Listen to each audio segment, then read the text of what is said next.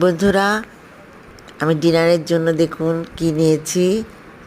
এটা আমার আজকের ডিনার, আপনাদের দেখাচ্ছি, দেখুন ভালো লাগবে আপনাদের।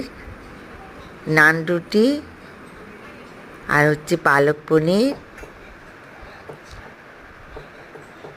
পনিরটা আমি ভালো করে গরম করে নিলাম, ঠান্ডা হয়ে গেছে। আর এই যে দেখুন গরম করছি,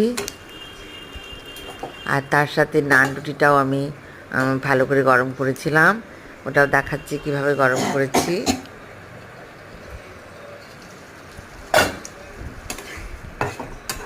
ফ্রাই প্যানের মধ্যে দিয়ে তারপরে গরম করে নিয়েছি।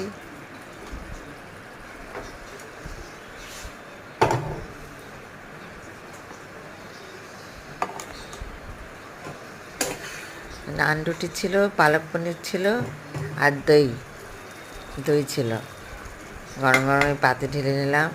আমার আবার ঠান্ডা খেতে ভালো লাগে না, তাই গরম খেলাম।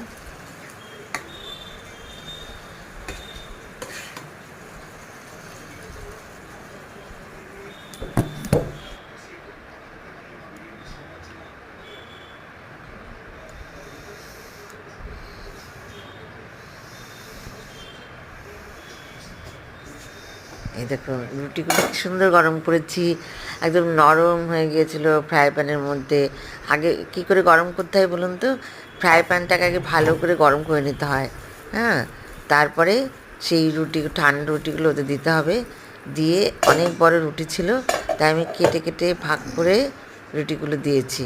বেশ নরম হয়ে গিয়েছিল আর ভীষণ ভীষণ টেস্টি। আমার তো খুব ভালো লেগেছে। আপনারা একদিন খেয়ে দেখবেন। নান রুটি দিয়ে পালক পনির, কেনা পালক পনির, তাও ভালোই হয়েছিল, খারাপ হয়নি। আমার তো ভালোই লেগেছে। আমি তো রাত্রিবেলা খেয়েছি আর খেতে পারিনি।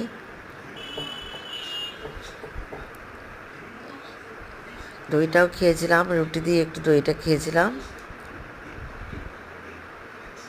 তো আমার এই ভিডিওটা কেমন লাগলো একটু লাইক কমেন্ট করে জানাবেন।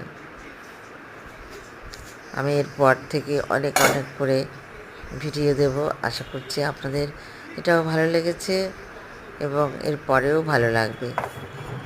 সমস্ত বন্ধুদের, সাবস্ক্রাইবারদের আমি ধন্যবাদ জানাচ্ছি আমার এই ভিডিওটা দেখার জন্য। Thank you, by.